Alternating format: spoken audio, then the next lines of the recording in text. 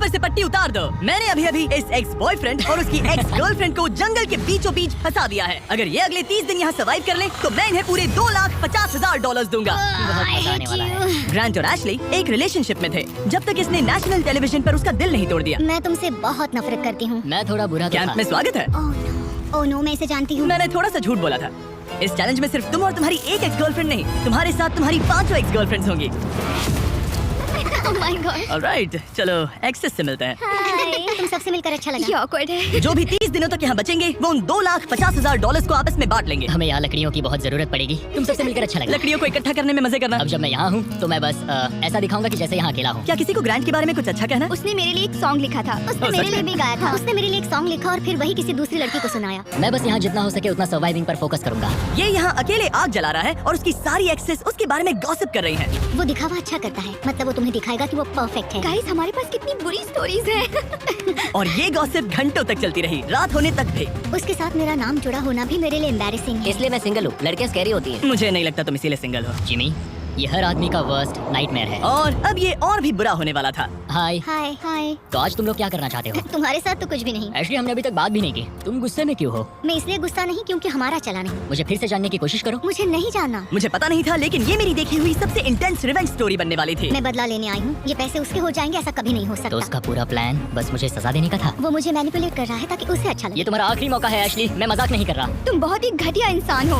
Grand, I love you. इनका दिमाग खराब हो गया है। सबकी पहली रात कैसी रही? बहुत मजा आ रहा है। हाँ? मजेदार। मजा आया। जंगल में 24 घंटे पूरे होने की खुशी में मेरे पास दोनों साइड्स के लिए एक सीक्रेट है। अब मुझे डर लग रहा है। ग्रांट मेरे साथ आओ। हर 5 दिन में तुम्हें मौका मिलेगा कि तुम उनमें से किसी एक को घर भेजो, जब तक सिर्फ एक ना बच जाए। अब मैं तुम सबको जो बताऊंगा उसे बिल्कुल नहीं पता। तुम 5 के लिए सीक्रेट ये है कि अंत में जो भी एक्स बचेगी वो चाहे तो ग्रांट के सारे पैसे छीन सकती है और उसे खाली हाथ घर भेज सकती। I love this.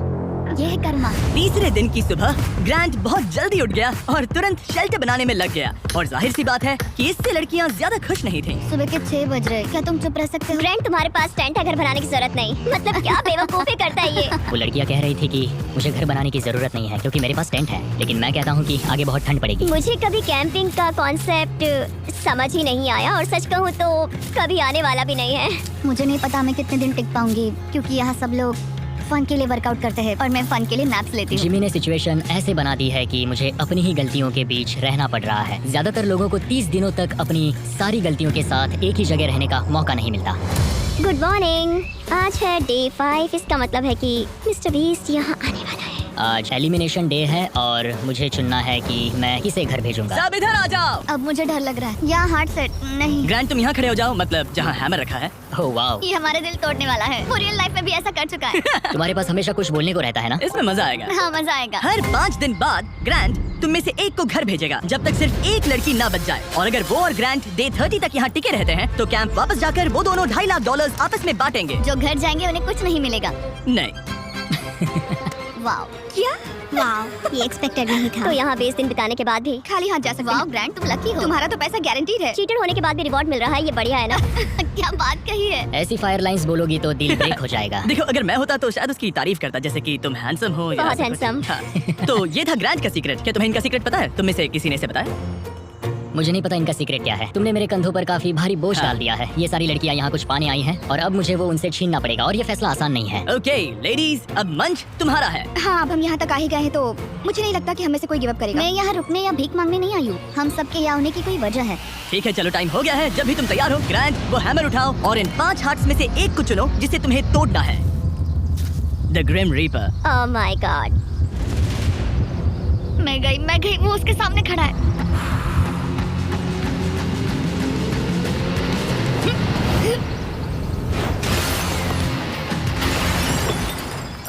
वाह।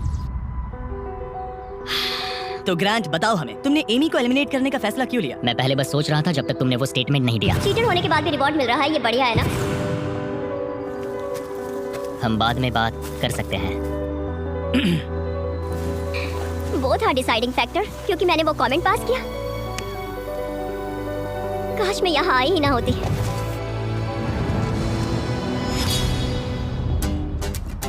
ग्रांट की सारी एक्सेस में से एशली के साथ उसका सबसे लंबा और सबसे सीरियस रिलेशनशिप था। मैं खुद को समझा रही थी कि ये वही है जिससे मैं शादी करना चाहती थी। ग्रांट और एशली का वो मोमेंट जब उसने उसे सबके सामने ह्यूमिलेट किया। और ग्रांट को अभी कोई अंदाजा नहीं था कि ये लड़कियां अपने सीक्रेट का इस्तेमाल करके आखिर में उसके सारे पैसे छीन सकती उसे हैं। पूरा यकीन है कि उसे उस पैसे का आधा हिस्सा मिलने वाला है। लगता है वो सीक्रेट के बारे में भूल चुका है। तो मैं, एलिसा, जूली और एशली ने मिलकर एक प्लान बनाया है कि हम ग्रांट के सारे पैसे अपने लिए छीन लेंगे। उसे लगता है कि ये शो उसी के बारे में है और उसके घर के बारे में। उसमें सेल्फ अवेयरनेस की कमी है। हम चाहते हैं कि एशली अपना बदला जरूर ले। मेरा गोल है मैं अंत तक रहूं और उससे सारे पैसे छीन लूं। और उनके प्लान का पहला हिस्सा था ग्रांट को एशली के लिए गिल्टी फील करवाना। अब मेरी अवार्ड विनिंग एक्टिंग का टाइम है। मैं ऐसे दिखाऊंगी कि जैसे मैं रो ये सच में अच्छा आइडिया है। हे एशली, क्या हम दोनों बात कर सकते हैं? मुझे 1 मिनट रेडी दो। हो जाओ तो बाहर आकर मुझसे बात कर लेना। मेरे पास आई ड्रॉप्स है। अगला स्टेप है प्रोजेक्ट मैनिपुलेशन। मुझे पता है तुम मेरे किए हुए हर काम के लिए मुझसे नाराज हो। पर ये जानना आसान नहीं है कि तुम मूव ऑन कर चुके हो। थैंक यू मुझे ये बताने के लिए। और जहां बाकी लड़कियां एशली की परफॉर्मेंस एंजॉय कर रही थीं, उसी समय एलिसा के दिमाग में कुछ और ही चल रहा था जो अब तक काफी शांत थे। ये जितना दिखता है उससे कई ज्यादा मुश्किल है। यहाँ सच में जमाने वाली ठंड है। मैंने कई दिनों से शावर नहीं लिया और मुझे ढंग का खाना भी नहीं मिला। हे ग्रैंड, क्या हम बात कर सकते हैं? हाँ बिल्कुल है, क्या हुआ? मैं ये सोचकर इस चैलेंज में आई थी कि मेरी मेंटल हेल्थ बेटर होगी, लेकिन ऐसा नहीं हुआ। तो मैंने सोचा है मैं आज रात चली जाऊंगी। आज रात? यहाँ बहुत ठंड है गंदगी और कीड़े मकोड़े भी। और मैं शावर भी नहीं ले पा रही। हक चाहिए। और एलिसा के जाने के बाद ग्रांट ने लड़कियों के एक्सपीरियंस को थोड़ा बेहतर बनाने की कोशिश की। जंगल के प्रिंसेस लैंड में स्वागत है। ये सब कॉफी के लिए उठेंगी? मुझे क्रीम नहीं मैं चाहिए। इनके लिए ब्रेकफास्ट बनाऊंगा।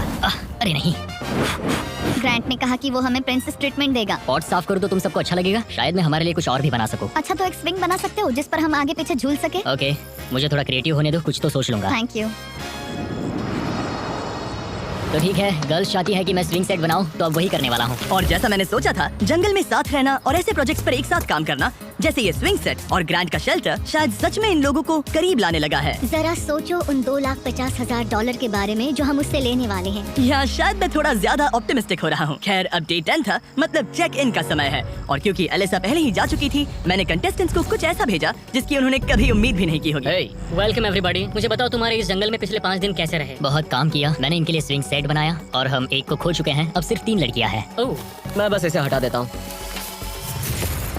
अलीसा, खैर ग्रैंड, तुम्हारे लिए अनफॉर्चुनेटली आज रात फिर से एक मुश्किल फैसला लेना है। तुम्हें इन लड़कियों में से किसी एक को चुनना होगा जो तुम्हारे साथ एक लग्जरी कैबिन में रात बिताएगी, जिसमें है एक मसूस, शावर, हॉट टब, पूरा लग्जरी सेटअप है। ओह, मैं ठीक हूँ। मैं नहीं जाऊंगी। मुझे लगता है एशले और ग्रांट के बीच बहुत कुछ सुलझाना बाकी है। बॉन्डिंग के लिए अच्छा हो सकता है।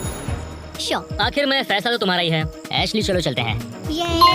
Thank you guys so much. लगता है तुम लोगों को इस कैबिन में जरा भी इंटरेस्ट नहीं था। सब कुछ बिल्कुल वैसा ही हो रहा है जैसा हम चाहते थे। वाह, जब वो कैबिन में पहुंचे तो ऐसा लगने लगा कि ग्रांट और एशली सच में अपना रिलेशनशिप सुधार रहे हैं। ये सच में एक ट्रीट जैसा था।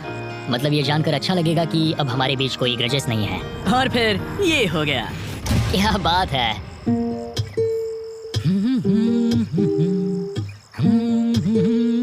क्या किसी को ग्रांट के बारे में कुछ अच्छा कहना? लिखा और वही गाना किसी और को सुनाया। अरे नहीं, काफी टाइम हो गया ना।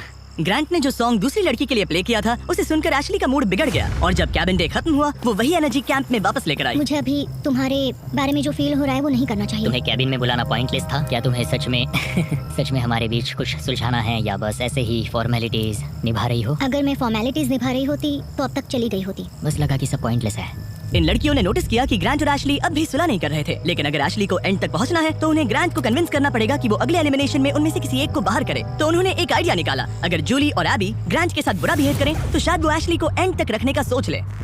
ग्रैंड, हाँ, मैं आज सुबह यहाँ आई, मैंने एकदम प्यार से गुड मॉर्निंग बोला और तुमने मुझे एकदम इग्नोर किया। जरा सी भी काइंडनेस नहीं दिखाई।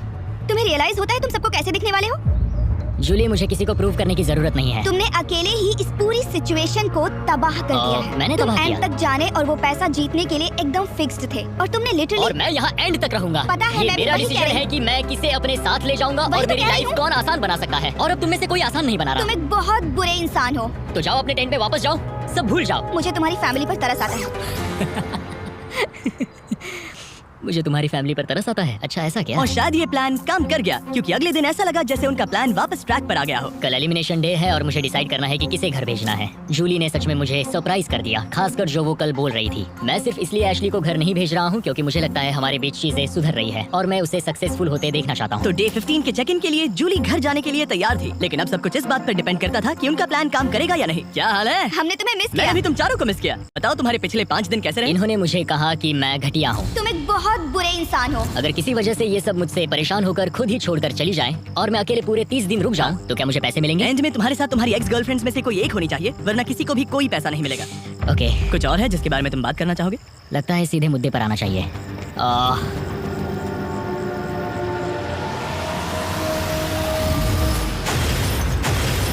वाह, इतनी मेहनत मेरे लिए, मेरी तरफ से ऑल द बेस्ट। तुम्हें भी ऑल द बेस्ट। और उम्मीद करती हूँ कि एक दिन तुम पीछे मुड़कर ये सब देखोगे